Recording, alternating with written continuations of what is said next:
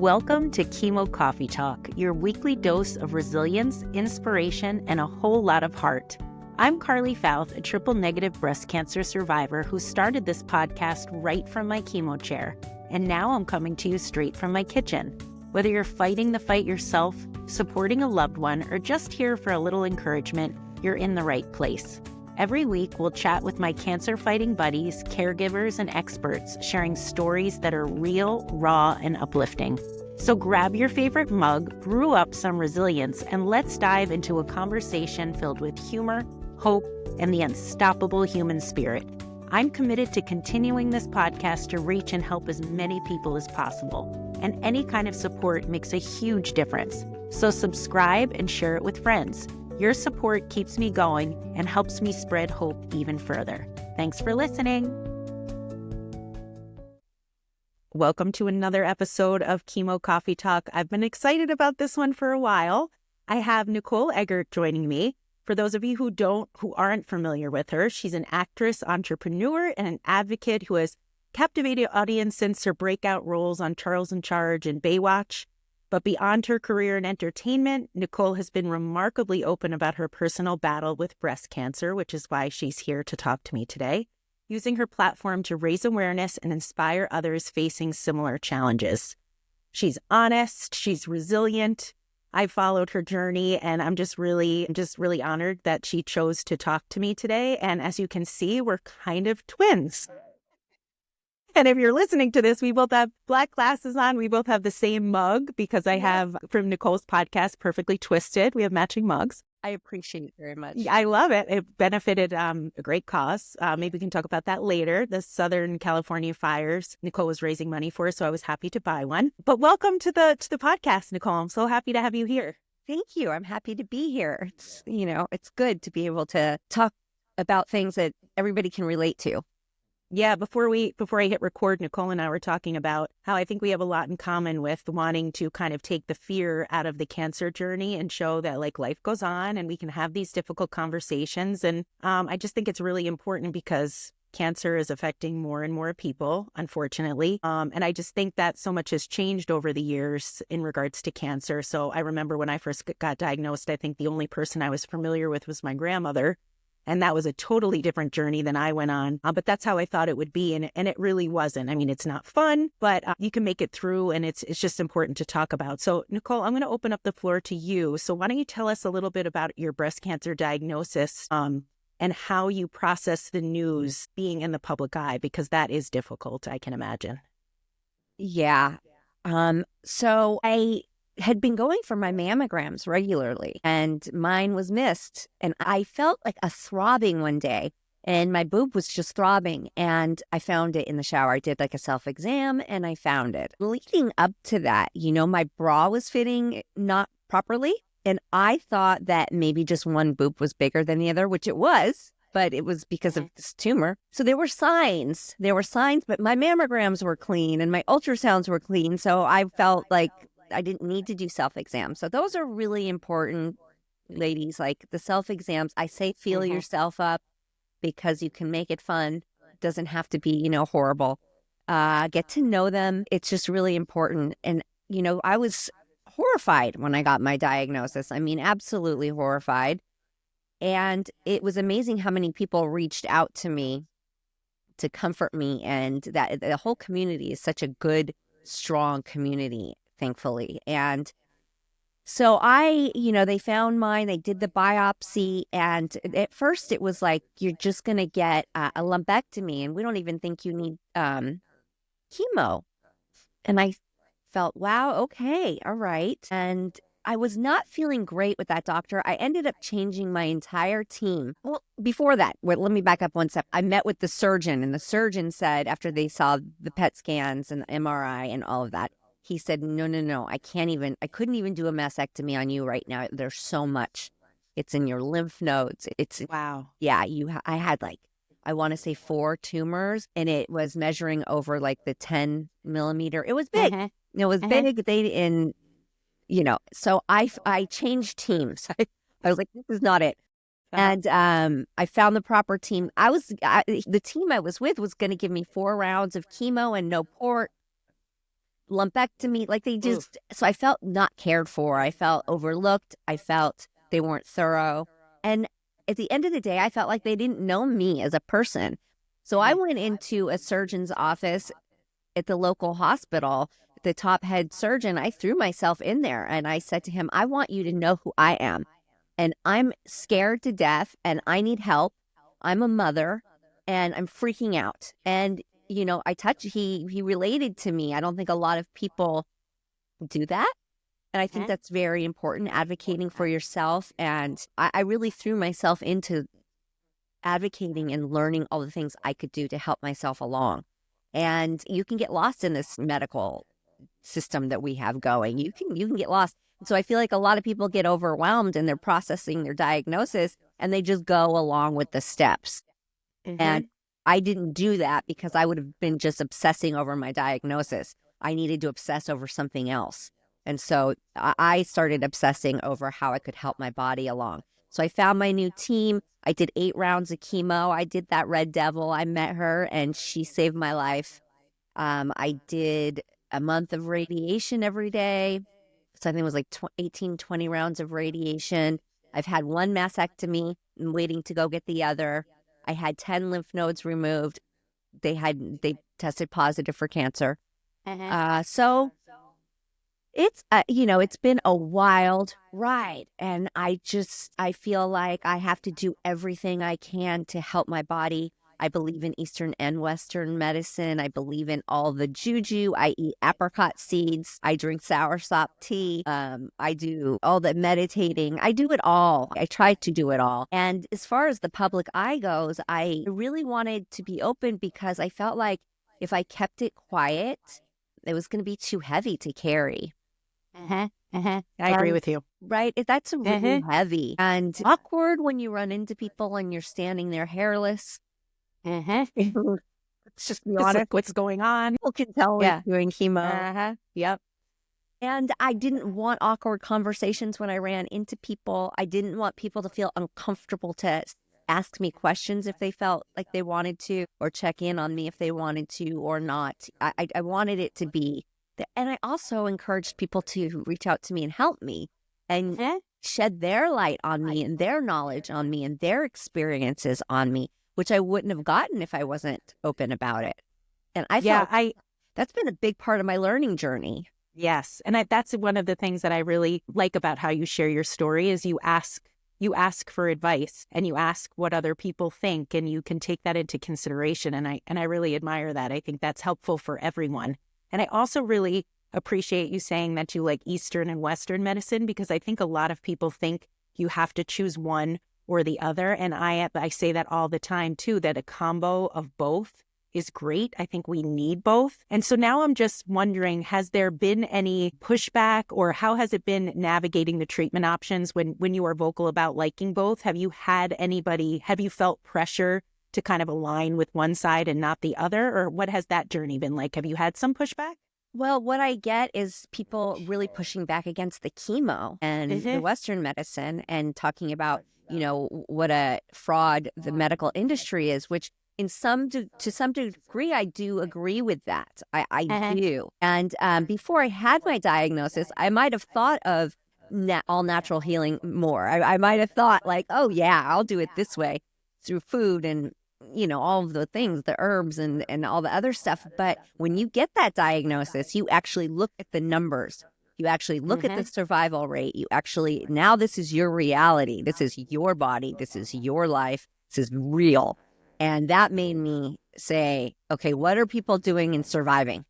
And it's chemo. It's chemo and it's. You look at the science. You look at the science. I mean, that's it. And as much as I believe in the science, I also believe in what you put in and on your body. Me too. I totally agree. I think it's a combo of both. And I think that the more we can talk about that too and have conversations on both sides is extremely important for getting the help people need. I think it's just really important to be educated. And I think somebody like you can help provide that education in such a public forum. So I just love that. Let's talk a little bit about cancer treatment, because we were talking about this too, with the chemo brain and the stuff that happens, as we both know, because I did the Red Devil too, and Taxol. It is physically and emotionally exhausting. And it's a fatigue that you can't quite explain to anybody, I think. And there's no words to describe it. So what helped you stay strong during this time? I mean, I really think my kids, I know it was my kids. It was needing to live for them. I don't want them to be sad. I don't want them to be sad at all. I don't want them to hurt. I don't want them to be without their mother so early in their lives. And it just, giving into it was not an option. I just had to fight this. I needed to fight this. It was possible. So I needed to be one of those people who beat it. It's a mindset. It is totally a mindset. It's a mindset. And that's why I dove into the nutritional side. And it's funny because, right as you're feeling better after chemo, then you're all of a sudden on all the hormone medications, which are kind of kicking my butt right now. The fatigue is back. And, the brain fog and the fatigue and just completely forgetting things in life. Just completely forgetting things exist. People's lives, events that are happening. I have to write everything down. I have to set reminders on my phone. It works overtime. And I have to check it every day, all day. It's wild. Yeah, it's adjusting to a new normal, and I shy away. And I shy away from using the new normal, and then I keep using it again and again because I don't know how else to describe it. But I did a workshop today, and I thought this was a really nice way of explaining what it feels like to have gone through what we went through. It's like you're constantly wearing a pair of heavy boots. Like, I feel like after it's done, and the treatment's behind you, or the worst part's behind you, because let's just say like the Red Devil and all that is behind you, and now you're on hormone blockers. This is kind of the new normal. So, but it feels like, I feel like I'm wondering if you agree with this, there's always this little bit of a shadow or heaviness or like heavy boots that you feel like you're wearing all the time, because that fear and what you went through, it never goes away. Do you agree with that? Do you feel like you're wearing heavy boots? It never goes away. I thought I was going to get back to regular life, and I realized that kind of doesn't exist. I have to go in once a month for my Zoladex, and at the same time they do my port flush, and they look at my blood lab numbers. And this time my white blood cell count was low, and I know why it was low. I wasn't doing my juicing a couple days up until before the blood work. And I know that it works for me. A little bit of cardio, just a little bit, nothing crazy, and doing all my juicing, all my greens, the wheatgrass, just everything green. My numbers come back normal when I do that. And I kind of just fell off. I mean, we can't be perfect all the time. Sometimes I look at the green juice and I want to throw up, I don't want it. And I was having a couple of those days and my numbers were low. So I found myself back in the infusion room 3 days a week. It sucks you right back in. You're right back in that room where you had chemo. You're right there with all the other patients. And you're like, God, I don't want this. So it sucks you right back in. It's part of life now.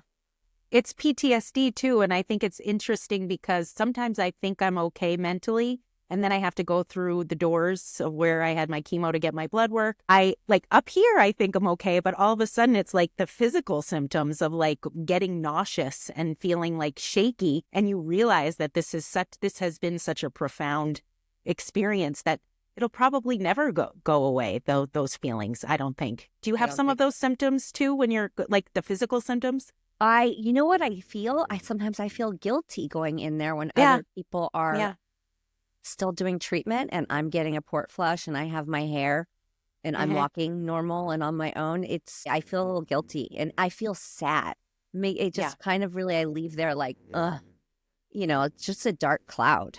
Yeah, I agree with you. I want to go back to your kids because I'm wondering if you felt the same thing too, going through the journey with them and having them witness what you were going through. I feel like when my kids were watching me go through it, it kind of was a great way to help their friends too, in a way like we could have this conversation about cancer and kind of alleviate some of the fear in kids as well. I know I'm not sure how old your kids are, but it doesn't really matter. The older kids, it's the same thing, depending on what their experience from cancer was before. A lot of people had grandparents that passed away. And this is a whole new ball game. So how did you find that journey as a mom with your kids? How did they react, and how did you kind of guide them through it? What's your Well, my oldest is 27, and she's much more emotional and sensitive, and she lost both of her grandparents to cancer, both of mine. And well, my mother didn't die of cancer, but she was battling it when she died of something else, of complications. But, it's been prevalent. And, to get that news, I think was very hard for her to process. For her, it was much more gentle gloves. It was more, I let her ask when she needed to. Otherwise, I was just checking in on her. My youngest is different. My youngest is like, get up, let's go. She shaved my head. She helped me shave my head before, when it started falling out from chemo. She's the one that would ice me down when I was just sweating and red and shaking from the treatment. It was sort of my caretaker, cheerleader, but I wanted to keep her life as normal as possible. So it made me, instead of laying there, it made me get up and pretend life was normal. And it's that whole fake it till you make it. And she was very sensitive to knowing, like, when I'd had enough. She could just see it on my face. And she was just such a warrior. And just recently, she saw a picture of me while I was in treatment, and she melted down. She just bawled her eyes out. And it was the first time she cried like hard about this. And she said, that was so tough. That was so hard. And it was such a release, and it was so healthy, and it was so beautiful. And I was so glad to see her crying about it, because she hadn't really. And, we laughed through it all. Like yesterday, for some reason, my foot wasn't working. And I don't know if this happens to you, but just one bone in my foot was hurting so bad. See, I think we live parallel lives, because I just went to get a massage, and I told him about my toe and my foot. How it just, like, it stops working and it hurts, and then it doesn't hurt, and then it's not functioning properly. So I totally know what you're talking about. And so she's like, are you going to be okay? And I'm like, not really. You're going to have to wait, because it's taking one step at a time down the stairs. But she's so used to it, and we laugh about it, because normally it's my hands. It's my hands that hurt so bad. And that day it was my foot. And now it's totally back to normal. And so we laugh about these things. Yeah. So I think that she's had an experience that shows that you can get through it, you can fight through it. She sees me doing all of the things. She sees me trying to get back to normal as much as possible.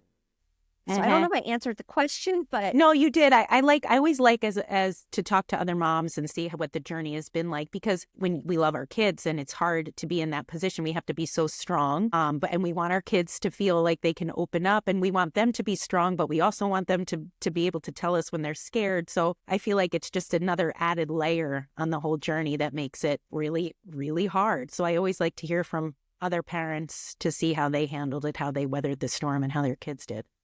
And I feel like it's such a learning experience. Oh, I hope they time. take a lot out of it, of what you eat, what you put in your body, what you put on your body. I mean, I've gone through all the products, and her favorite products, I said, I'm sorry, find another favorite. Find one, that's paraben free. We have to get these things out of our system. We're putting stuff on our bodies that's, our skin is our biggest organ. And they're wondering why young people are getting cancer and why young people are infertile. It's because the sulfates and the parabens in everything. And I always heard that, paraben sulfate free, but it just didn't really register of what that meant to me until I got cancer, and I realized these are cancer causing ingredients. They aren't just things that are bad for your skin or bad for your hair. They're killing us. They're chemicals. They're chemicals that are killing us. So, I hope the awareness of them, and them to do the self-tests, the self-exams, as well as going in for the regular mammograms. I hope they learn all of this. Yeah. Me too. So, Nicole, you've been so open with your story. What do you think, or what do you hope is one thing, especially women, one thing that they could have as a takeaway from what you're putting out there? What is one thing you want, the most important thing you want women to know about the whole cancer journey? I think it's self-love. I was very critical of my body before my diagnosis and before treatment. And I mean, I blew up like a balloon from treatment. You have the people who gain weight, you have the people who lose weight. I didn't get nauseous. I took those anti-nausea pills like they were candy. So I didn't want the nausea. So I blew up like a balloon and I didn't care. I was so proud of my body and I was feeding my body properly and it was stepping up to bat for me and it was fighting for me. And it made me appreciate my body no matter what the heck it looked like. It was allowing me to be present and continuing to live and show up. And I love think, that message. And I think it's sad that it took cancer for me to love myself like that, but, better late than never. And I just wish you could bottle that feeling and give it to people. Yeah. And, the last question I was going to ask you, which maybe it is the same answer to what you just answered, but I always say, I will never thank cancer for anything because it's stupid and it's disgusting, but I will be grateful for what it has taught me and how it has changed the path of my life. So would you say that would be what you would be most grateful to the journey you've been on, or is there something else? Absolutely. That the fearlessness that it has taught me, my life will never be the same in the best way and the worst way. It's a very, it's a teeter-totter. So there's the best of it and the worst of it, but that's what we're here to do. We're here to live. We're here to go for it all. And yes, it has taught me that these days that I'm here when I wake up to just go for it and to live authentic and unapologetically and love yourself and care for yourself. Yes, all of that.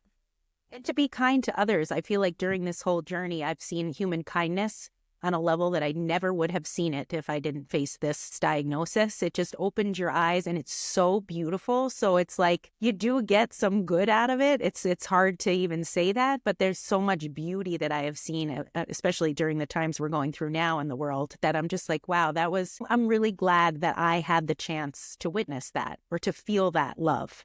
Yes. And I have friends that I would have never had if I didn't go through this. And yes, all of that. Yeah. Well, I'm so glad that you joined me for this conversation because I feel like you and I have a lot in common and we kind of both got the same things from this journey. And I'm so happy you're doing well. And I hope you continue to share everything like you've been doing because I think more people need to do that. And I think you're helping other women find courage in the journey. And I just applaud you for that. So thank you so much. Oh, same. And thank you. And same. Thank you for having this. And I think the more we talk about it, the healthier it is. And it gives everybody an opportunity to share their story and relate and not feel alone. So thank you for having a platform like this too.